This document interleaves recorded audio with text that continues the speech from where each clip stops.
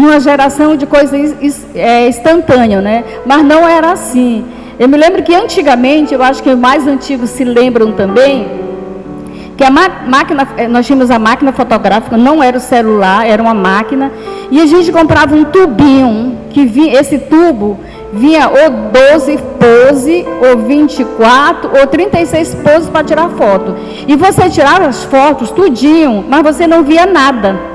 Você tinha que levar para uma loja de revelação, não é? E pedir a Deus para que não queimasse nenhuma e que as fotos estivessem muito boas, não é? E a gente tinha que esperar, às vezes, uma semana. E eu me lembro que eu via algumas vezes falando, via até em televisão, que para essa foto prestar, ela tinha que primeiro ficar numa sala escura, muito escura, não podia abrir a sala, porque se entrasse um pouquinho de luz ali, as fotos queimavam, estragavam, não saía nada. E para essa foto prestar, primeiro era na sala escura, aí ela tinha um processo de mais ou menos uns 15 processos químicos, depois ela ia ficar exposta assim, dentro de uma sala, pendurada para secar, e esperava mais um pouco para revelar. Depois de revelar, que você pegava, aí é melhor, você ia colocar num quadro, na estante da sua casa, no rack, em alguma coisa. Mas era um processo muito grande. E eu olhando aqui a vida de José, eu fiquei pensando num paralelo a respeito disso também, não é? E a gente vai ler Gênesis 37, 21 a 24, que diz assim, lembra que os irmãos de José estavam com inveja dele, e o pai dele mandou ele ver como estavam os irmãos deles. Verso 21 diz assim: e ouvindo Rúben, livrou das suas mãos e disse: não lhe tiremos a vida. Também lhe disse Rúbens: não derramei sangue, lançai-o nesta cova que está no deserto, e não lancei mãos nele, para livrá-lo das suas mãos e para torná-lo a seu pai. E aconteceu que, chegando José a seus irmãos, tiraram a José a sua túnica, a túnica de várias cores que trazia, e tomaram-na e lançaram na cova. Porém, a cova estava vazia e não havia água nela. Então, a primeira coisa que nós vamos ver é isso mesmo. José, que era aquele queridinho do papai, que era muito bem tratado, e ele foi lá ver como os irmãos estavam amando do pai dele, e os irmãos deles planejaram matar ele. Mas aí Rúben, que era o mais velho, disse: não, vamos matar não, vamos jogar na cova. Na verdade, a intenção de Rubens era, quando ele se distraísse, ele ia tirar José da cova, né? Mas vamos pensar, meus irmãos, José dentro daquela cova era escura. Lembra da foto que precisa passar pela escuridão para que depois ela passe por um processo? Muito bem, José estava nessa cova, com certeza a cova era escura, a Bíblia diz que não tinha água, ela estava seca. E eu imagino que José olhava para os lados, era tudo escuro. A única luz que ele via era se ele olhasse para o céu, lá para cima, talvez ele visse um pouquinho de luz. A Bíblia não diz, mas eu imagino que ele começou a chamar por Rubens, por Judá, por Levi, chamava pelos irmãos dele.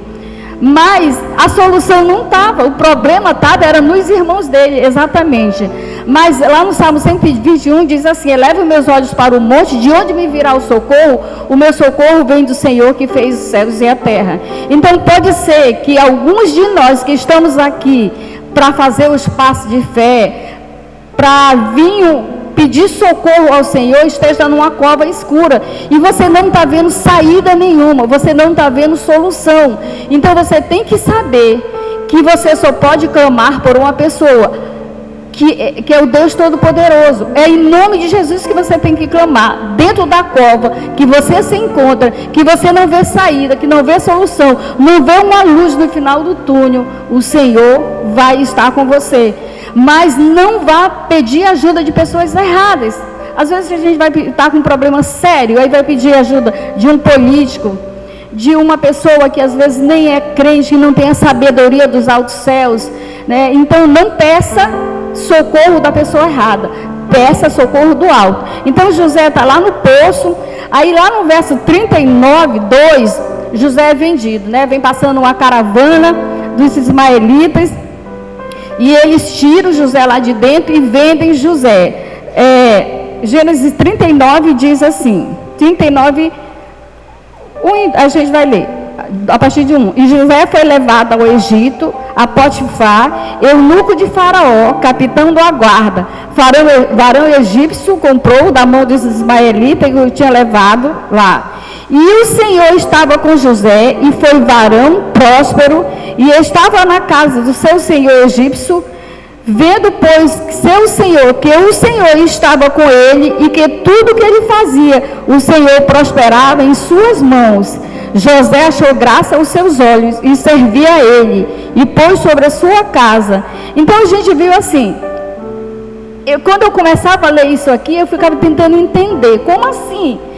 Ele foi tirado da cova, foi passando uma caravana de ismaelita ali, né, da tribo de Ismael, e aí os irmãos deles venderam ele, e a Bíblia diz o tempo todo, o Senhor estava com ele, e eu pensava, como assim o Senhor estava com ele, se ele precisava voltar para a casa dele?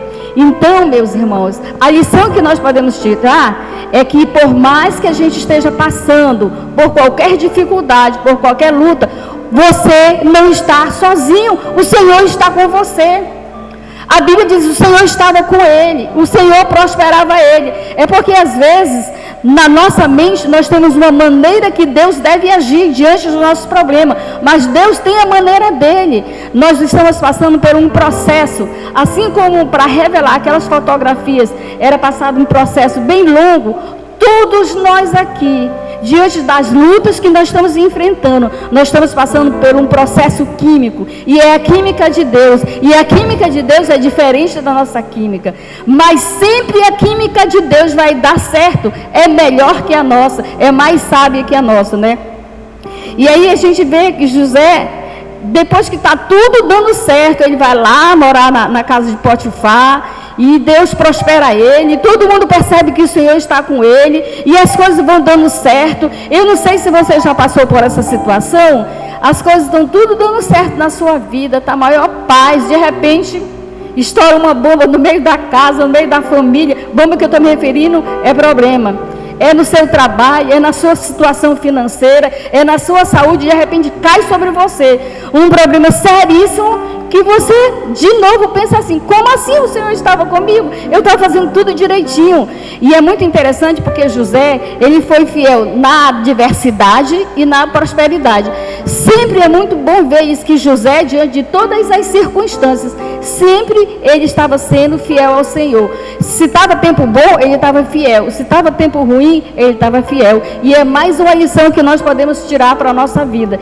Então, de repente, a mulher de Potifar, aquela dona Potifera, né, inventou uma história dizendo que José estava dando em cima dela, né, e fica com a capa dele. E é muito interessante quando ele diz que ele tem autoridade sobre tudo ali, menos sobre ela, mas que ele não ia pecar por causa do Senhor. Não era por causa do Potifar, era por causa do Senhor.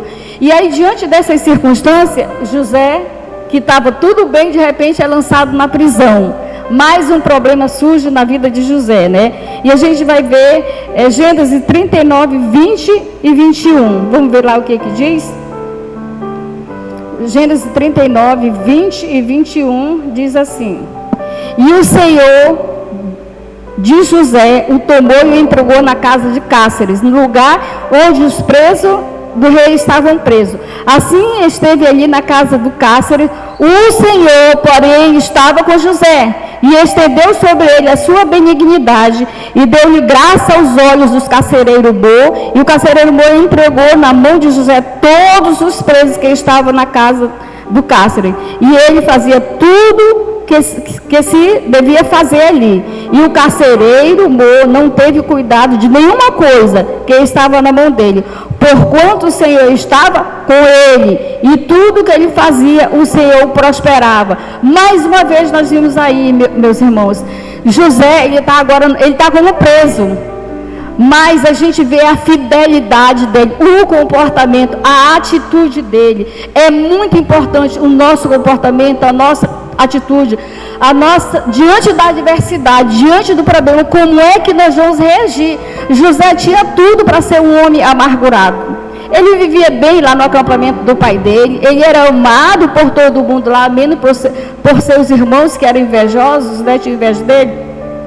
Mas aí ele vai para a casa do Potifar, ele se torna assim um homem próspero e a olhos nu via que tudo que ele fazia dava certo, prosperava, mas de repente ele vai parar na prisão. E a Bíblia diz que lá ele começou a se destacar também. Lembra que o filme precisa de uma revelação?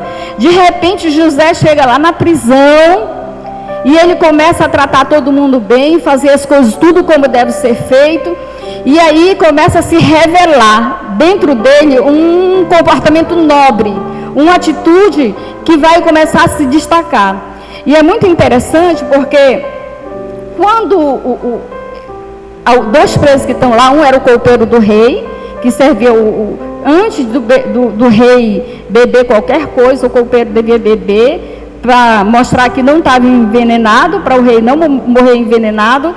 E tinha o padeiro que também, não sei o que ele fez, mas estavam presos os dois lá. E os dois tiveram um sonho e amanheceram muito assim. É muito interessante porque José era muito observador e observou que eles estavam com um comportamento diferente, perguntou o que tinha acontecido e eles contaram que tiveram um sonho. Um contou o seu sonho, o outro contou o outro sonho e ele interpretou. E a interpretação dele se cumpriu direitinho. Só que José disse assim: olha, eu estou interpretando teu sonho, o padeiro vai morrer, o copeiro, ele vai voltar para a função dele, trabalhar lá com o rei. Quando chegar lá no rei, fala de mim para ele, diz que eu estou inocente, que eu não fiz nada para estar aqui. Mas eu gosto assim de viajar. Passaram-se 2 anos, depois que o copeiro saiu, que foi trabalhar com o rei, ele esqueceu totalmente José lá na prisão. E José não era qualquer um. José começou a tomar conta da prisão. Ele começou a se destacar. Ele fez uma coisa boa para esse copeiro. Ele interpretou um sonho. E o sonho tinha um resultado bom. E o resultado bom se cumpriu. Mas 2 anos se passaram e ele não esqueceu simplesmente. Aí de repente o faraó tem aquele sonho das 7 vacas magras, 7 vacas gordas, que engole as 7 vacas magras, as magras engolem as gordas, e as espigas, né, mirrada com as outras espigas, e aí de repente acende uma luz. Após 2 anos foi lembrado e tirado da prisão. Gênesis 41, 38 e 39, vamos ver lá? Olha a minha Bíblia grande que eu comprei, acho legal. Gênesis 41, 38 e 39, diz assim: e disse Faraó aos seus servos, acharia, assim, ele é levado para lá, ele interpreta o sonho e diz como que o Faraó deve fazer diante daquele sonho, e Faraó fala isso aqui: e disse Faraó aos seus servos, acharíamos um varão como este, em que haja o Espírito de Deus? Depois disse Faraó a José: pois que Deus te fez saber tudo isso, ninguém há tão entendido e sábio como tu. Tu estarás sobre a minha casa, e por tua boca se governará todo o meu povo. Somente no trono eu serei maior que tu. Disse mais Faraó a José: vês aqui, te tenho posto sobre toda a terra do Egito. E tirou Faraó um anel na sua mão e o pôs na mão de José e o fez vestir de vestido de linho fino e pôs um colar de ouro no seu pescoço. Daí a gente vê assim, de repente Faraó pega José, que era aquele que foi lançado lá naquela cova escura, que ele passou por todo um processo de ser vendido, de trabalhar como escravo, depois ser preso, e agora está se revelando que o Deus Todo-Poderoso está na vida de José. E assim, meus irmãos, vai ser com cada um de vocês, vai ser com cada um de nós. O Espírito do Senhor vai estar sobre nós, e a sabedoria vai ser espantosa, vai ser revelado que você é uma pessoa diferente, que você é uma pessoa que existe um Deus Todo-Poderoso que está com você, que não lhe abandonou. E as pessoas vão olhar e vão dizer: eu preciso estar colado nessa pessoa. Essa pessoa é uma pessoa abençoada e eu preciso ser abençoado. Porque foi isso que Faraó fez. Faraó colocou um anel, colocou uma roupa bonita nele, colocou um colar e deu autoridade sobre ele. Mas o problema ainda não estava resolvido. Como aqui, muitos de nós viemos fazer o passo de fé, mas nós ainda não chegamos no dia que nós vamos dar a nossa bênção. Mas vai chegar esse dia que você vai dar a sua bênção, vai dar o seu testemunho aqui, como a Aniele deu, como eu dei a respeito do meu irmão, né? E aí, já no verso 45, verso 5... eu achei, porque José, aí os irmãos dele começam a passar necessidade, e o pai dele manda ele subir ao Egito para comprar alimento, e era o momento de vingança de José. Eu fiquei pensando assim, era o momento assim que José tinha que, agora vocês estão aqui mendigando. Lembra quando vocês me jogaram no poço? Mas José tinha Deus na vida dele. José não era um homem vingativo. E ele entendeu que todo o processo que ele estava passando, desde a cova escura, desde da caravana, desde ele estar no palácio, desde ele ir chegar na prisão, até agora ele chegar com os irmãos deles, Deus tinha um propósito. E em Gênesis 45 diz assim, agora, ele falando com os irmãos dele: agora, pois, não vos entristeçais, nem vos pese os vossos olhos, por me haveres vendido para cá, porque para a conservação da vida, Deus me enviou diante da vossa face. Ele entendeu que todo aquele sofrimento era um processo que Deus estava usando o sofrimento, os problemas, as dificuldades, a luta, para quando ele chegar lá na frente, ele ser bênção para a família dele. Você é bênção para a sua família, meu irmão.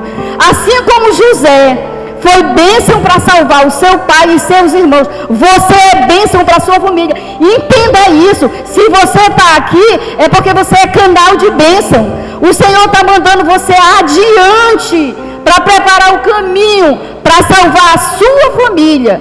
Você é canal de bênção. Você é um José na vida da sua família. E assim como José, de repente, ele é revelado. Eu acho muito interessante quando diz que assim, de repente José é revelado para os irmãos dele. Lembra da fotografia? Que tinha que passar por uma sala escura, aí passar um processo, ficar pendurado, aí passava mais um processo para depois revelar. Agora José se revela, e agora é como se fosse um outdoor, uma fotografia enorme, mostrando José como herói. E você também, um dia você vai estar como herói aqui na frente e vai dizer: eu fiz os passos de fé por esse problema que parecia insolúvel, mas o Senhor me deu a vitória. Tome posse dessa palavra. Você é o José da vez. Você é o José da sua família. E o Senhor vai lhe levantar para ir adiante da sua família, para trazer a vitória para toda a sua família. Porque todos da família de José foram abençoados por causa dele. Ele tinha todos os motivos da vida para se vingar, para ser um homem amargurado. Mas ele entendeu que todo aquele sofrimento, toda aquela luta que ele passou, era Deus trabalhando na vida dele, preparando o caminho para depois a vitória chegar. Então, toda essa luta que você está passando, essa angústia, essa preocupação, problema de enfermidade, problema financeiro, problema de família, mil e um problema que você sabe, saiba que Deus está lhe forjando. É o processo para depois você se tornar um outdoor, e todo mundo vai olhar para você e vai dizer: aquela é uma mulher de Deus, aquele é um homem de Deus, aquela criança tem o testemunho do Deus vivo, porque os pais levaram ela para a igreja e elas conheceram o verdadeiro Deus. Então, persevere nos passos de fé, não desista, não se amargure, não fique pelo meio do caminho, porque mais tem o Senhor para nos dar. Amém? Vamos nos colocar em pé, nós vamos orar.